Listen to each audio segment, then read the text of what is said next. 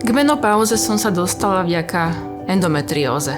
Keď som mala 44 rokov a podstúpila som hysterektómiu. Ocitla som sa bez maternice, bez vaječníkov.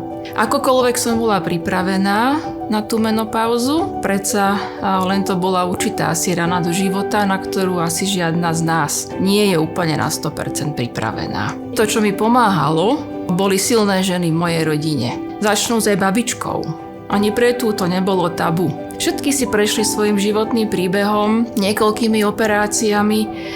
U nás doma aj tí muži často počúvali o tých ženských témach, často počúvali o menopauze, o symptómoch, čiže žiadne tabu. Ani pre tie ženy, ani pre tých mužov.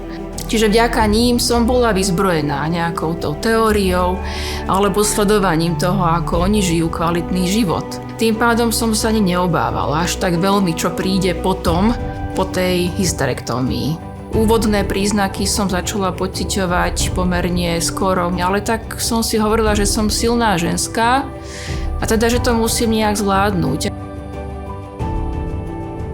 Kúpila som si nejaké prírodné tabletky, ale tie príznaky sa stupňovali. Až do takej miery, že som nebola ani na 100% schopná vykonávať svoju prácu.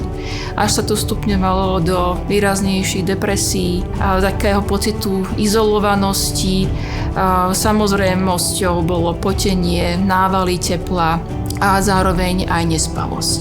Sama som už prešla si nejakou svojou históriou množstva hormonálnych liečiv, ktoré som užívala či už počas umelého oplodnenia a prípravy naň, alebo počas endometriózy, kedy mi antikoncepcia v podstate zastavila prejavy, aj zhoršovanie tej endometriózy. Tak som navštívila gynekologičku, tá mi predpísala hormonálnu substitúciu a o 5 dní používaní som to bola opäť ja.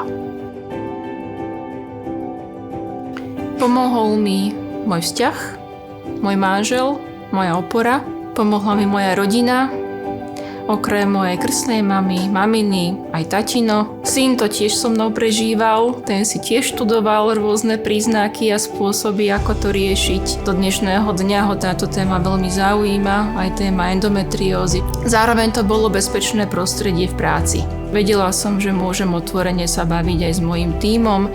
Dokonca som aj počas takých silných príznakov otvorene sa o týchto príznakoch rozprávala aj s vedením našej spoločnosti, ktorého som súčasťou.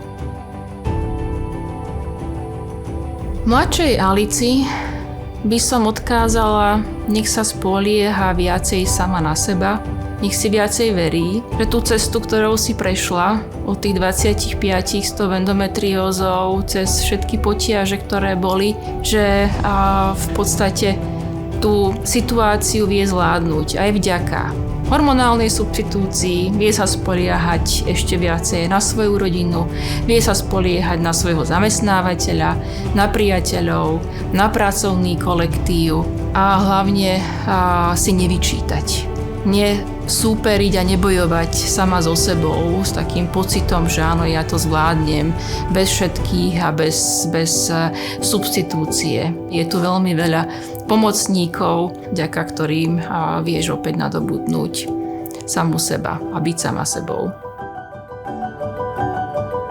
Stále som to ja.